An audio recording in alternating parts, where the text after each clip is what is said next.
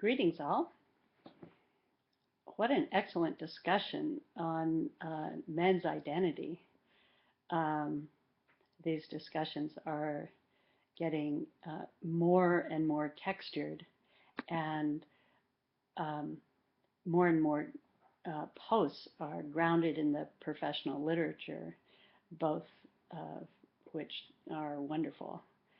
Um, you did a particularly good job of not only um, thinking the issues through and making thoughtful posts, but also carefully considering and responding to one another's ideas about cultural and societal pers- perspectives on men, and um, and particularly as reflected in the media. Um, and at the community, family, and individual ecosystemic levels. Um, you focused also on responsibility, who is responsible for gender inequity, um, and what men and women can do. So, with regard to contemporary relationships, um, so many interesting ideas were shared. And again, I was just delighted by your responsiveness uh, and supportiveness to one another and to one another's ideas. One thing that is, I think, useful to think about in the context of this conversation is the historical um, context. And so I'd like to give an overview of that to um, contextualize our thinking about male identity and gender inequity. Um, at the beginning of the state with a capital S, when nomadic tribes started to settle into defined states, um, uh, those states had to be, once the territories were claimed, there was a need to defend those territories and also to challenge one another's territory. And so um, from the beginning of recorded history, which is about that time, men were in charge of these states, dominated these states, and um, ruled them in an authoritarian manner. And so there is an intimate relationship between the development of the state and war, um, and violence uh, from way back to the beginning of recorded history and the very first states. Violence has been uh, equated with power. Now, an interesting twist here is that because males were dominant um, and attempted to dominate one another in absorbing one another's property, and males were also dominant within the context of states. Um, One thing that happened is that it became a strategy of war to do violence to women because there's a direct uh, connection between rape as a tool of war and disruption of families and communities, which ultimately leads to the weakening of a society, which can lead to um, the society being easier to dominate. So there's an intricate relationship here between the development of the state um, and war as a defining um, value, rationalized as the means to protect one state and to gain other territories.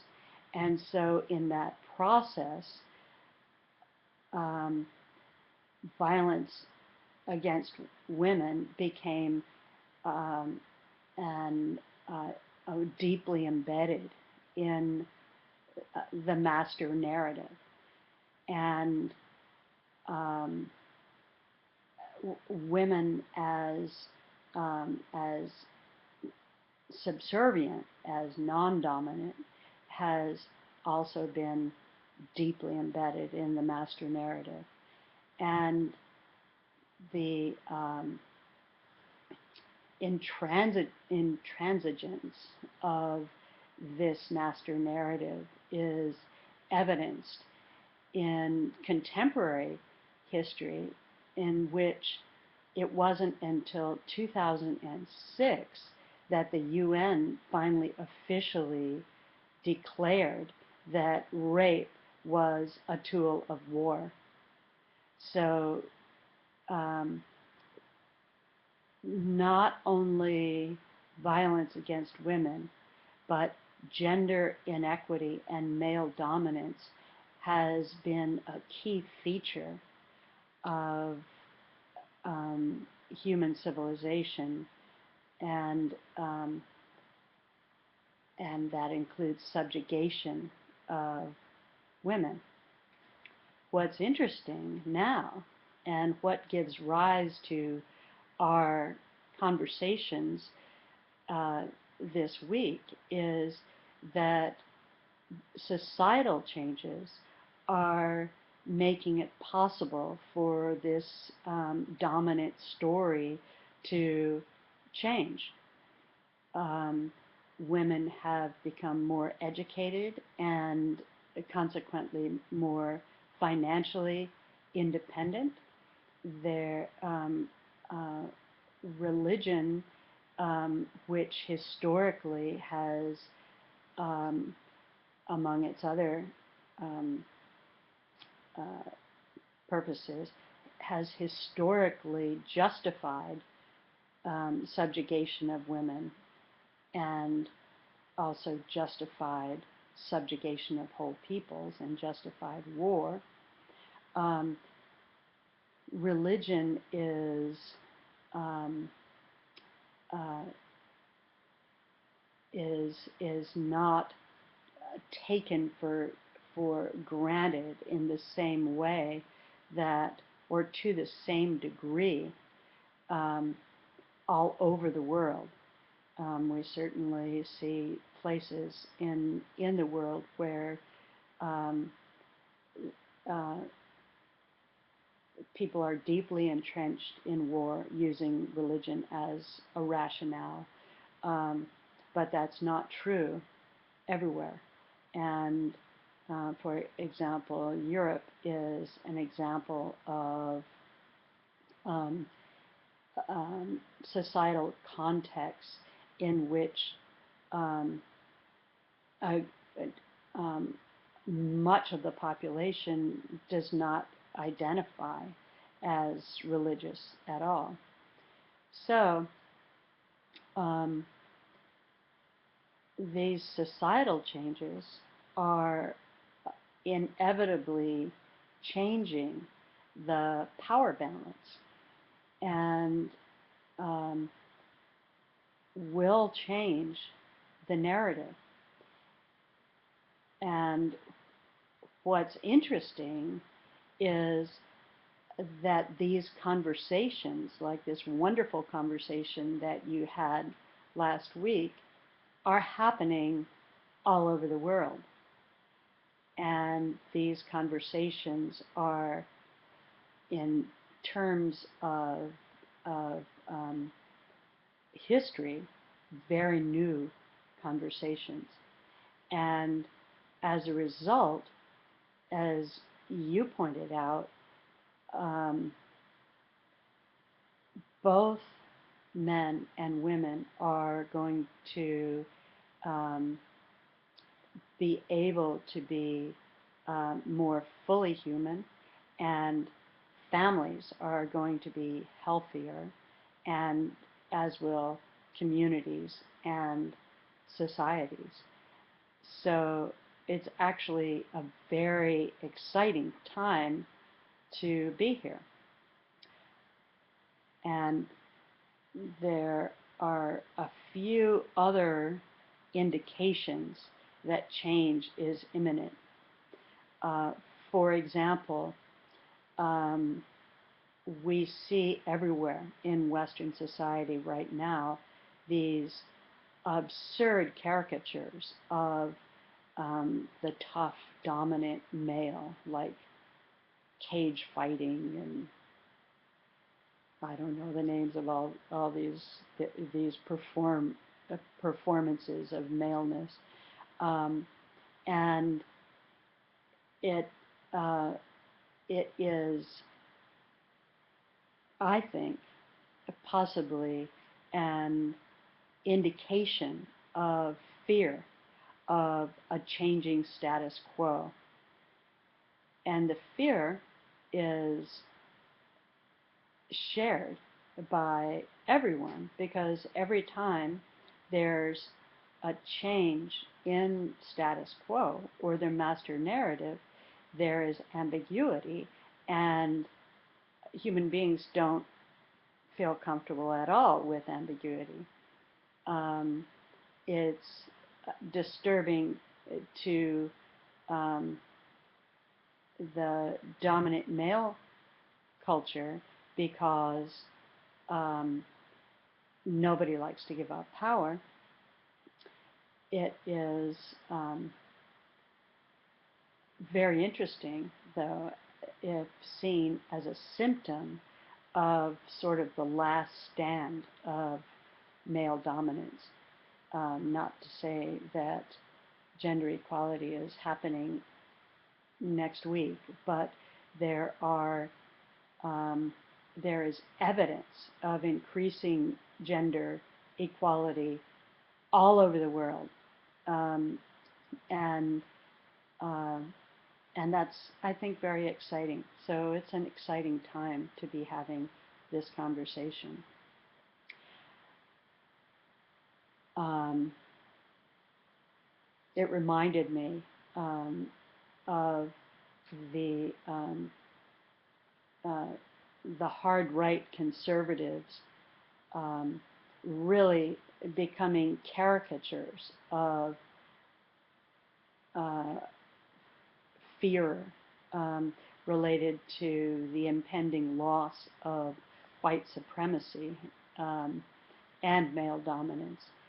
It's uh, it's comical, and um, and there is an underlying sense of desperation, of the last gasp.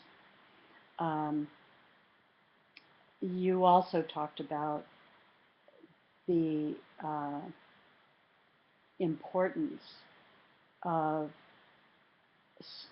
of being with clients where they are, um, and focusing on their agendas for change, and that's very important in this as well as other areas um, in which you feel strongly, and so it can be very tempting to challenge um, individual perspectives uh, or the way uh, family power structures are, but uh, in, it's essential um, to to really um, put your own perspectives on the back burner and focus on your client. And you said that beautifully.